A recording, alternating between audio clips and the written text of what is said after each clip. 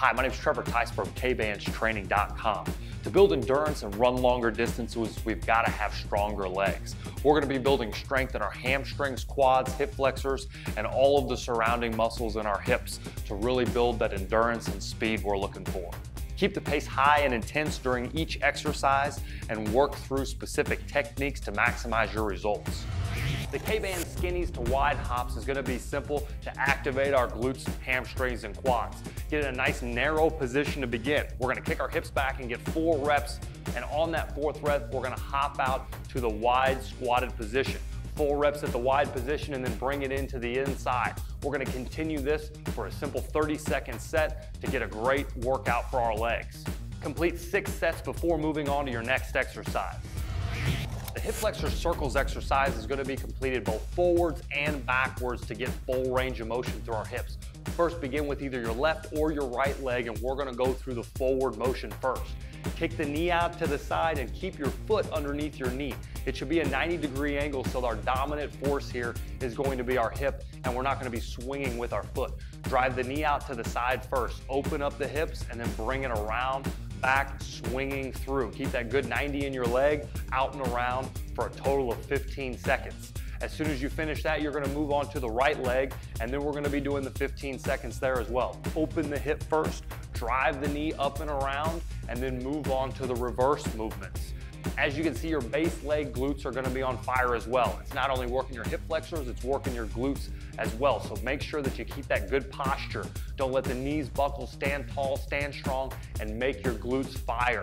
When we're going in the reverse direction, keep in mind it's the same exact motion, but it's in reverse. So we want to drive that knee forward. You should be in a bent leg position, not straight. And then open up that hip, closing the gap, going around in the circle for an additional 15 seconds. 15 seconds for the forward, forward, back, back for 3 total sets is going to be a great workout for our hip flexors and glutes.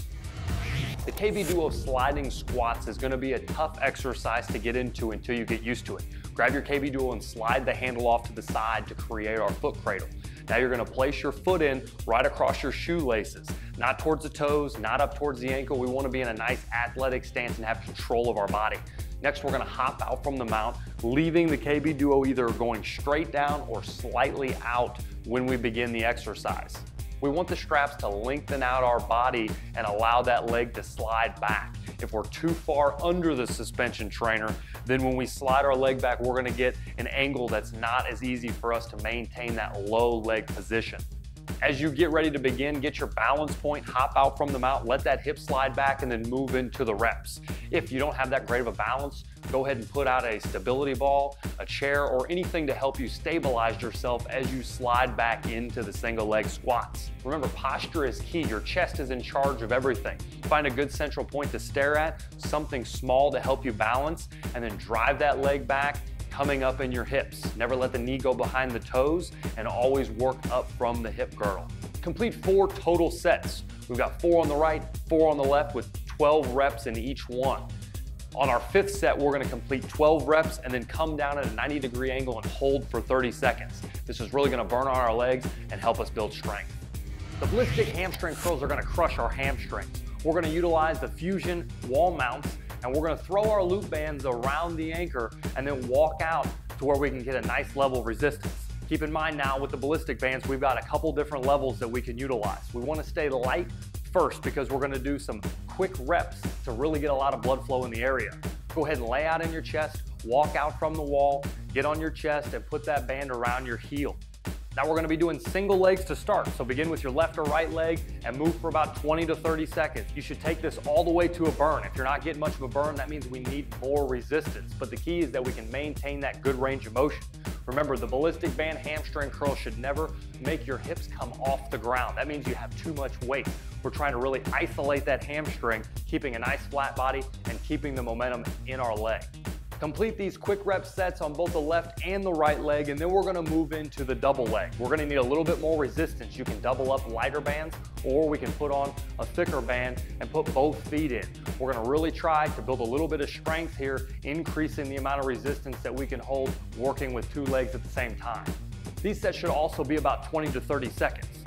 So to complete the entire exercise, you're gonna be going single leg, back and forth for 4 rounds. Then you're gonna double up, adding a little bit of resistance, completing an additional 3 sets with that more resistance level. Complete the victory rope side plank row by finding a good position that you can maintain a great range of motion. You might test this out before you get down in the plank position so that you know the distance that you can get in.